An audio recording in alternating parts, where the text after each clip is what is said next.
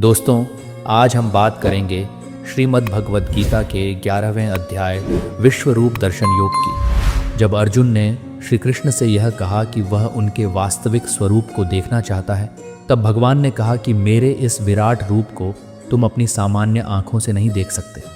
इसके लिए तुम्हें दिव्य दृष्टि की आवश्यकता होगी। मैं तुम्हें यह दिव्य दृष्टि प्रदान करता हूँ, जिससे तुम मेरे इस विराट रूप का दर्शन कर सको।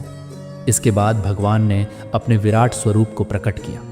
जैसे ही अर्जुन ने भगवान के इस विराट स्वरूप को देखा, वह आश्चर्यचकित और अभिभूत हो गया। उसने देखा कि भगवान का यह स्वरूप अनंत है, जिसमें अनगिनत मुख, अनगिनत आंखें और अनगिनत भुजाएं हैं। भगवान का यह स्वरूप इतना विशाल था कि उसकी कोई सीमा नहीं थी। अर्जुन ने देखा कि भगवान के शरीर में संपूर्ण ब्रह्मांड समाया हुआ है। इस विराट रूप में उन्होंने सभी देवताओं, ऋषियों और विभूतियों को भी देखा। अर्जुन ने देखा कि भगवान के मुख से अग्नि की ज्वालाएं निकल रही हैं और उनके शरीर से अनंत प्रकार की ऊर्जाएं प्रवाहित हो रही हैं। उन्होंने यह भी देखा कि इस विराट रूप में सभी जीव भगवान में प्रवेश कर रहे हैं और फिर उनसे ही उत्पन्न हो रहे हैं। अर्जुन ने देखा कि भगवान के इस स्वरूप में काल का भी दृश्य प्रकट हो रहा है, जो सभी प्राणियों का संहार कर रहा है। अर्जुन ने भगवान से यह पूछा कि हे प्रभु, ये कैसा अद्भुत और भयावह रूप है। आपने यह कौन सा स्वरूप धारण किया है?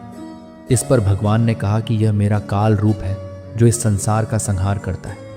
उन्होंने अर्जुन को यह भी बताया कि यह सभी योद्धा जिन्हें तुम सामने देख रहे हो, पहले ही मेरे द्वारा मारे जा चुके हैं। तुम केवल निमित्त मात्र हो, इसलिए उठो और युद्ध करो।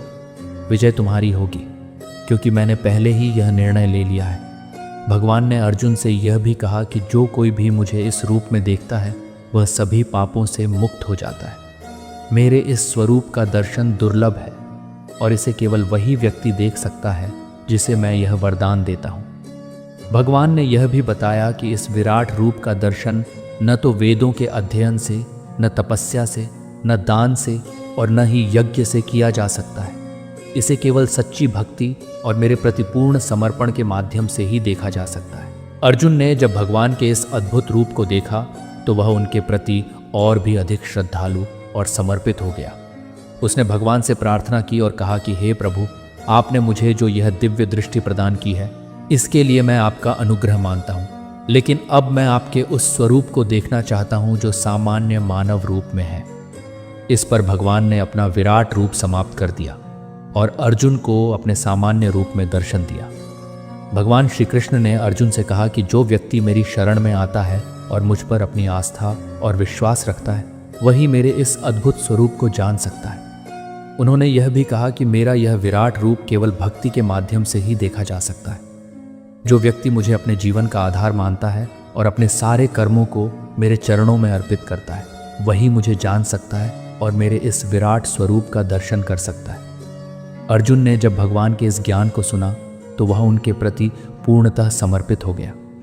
उसने यह स्वीकार किया कि भगवान ही इस संपूर्ण सृष्टि के सृष्टा, पालनकर्ता और संहार करता है। अर्जुन ने यह भी कहा कि हे प्रभु, अब मैं आपके आदेश का पालन करूंगा और इस युद्ध को लड़ूंगा। विश्वरूप दर्शन योग का यह अध्याय हमें यह सिखाता है कि भगवान सर्वव्यापी हैं और वे इस संपूर्ण सृष्टि में हर जगह विद्यमान हैं। वे हर जीव के हृदय में बसे हुए हैं और संपूर्ण ब्रह्मांड उनकी ही शक्ति से संचालित होता है। भगवान के इस विराट स्वरूप को जानकर हमें यह समझना चाहिए कि हमारी हर क्रिया भगवान की इच्छा के अनुसार ही होती है और हमें अपने कर्मों को उनके चरणों में समर्पित कर देना चाहिए। दोस्तों, अगर आपको यह वीडियो पसंद आया है तो हमारे चैनल को सब्सक्राइब कर लें। इसका पहला अध्याय सुनने के लिए इस वीडियो पर क्लिक करें या फिर हमारी श्रीमद् भगवद गीता की प्लेलिस्ट में जा सकते हैं।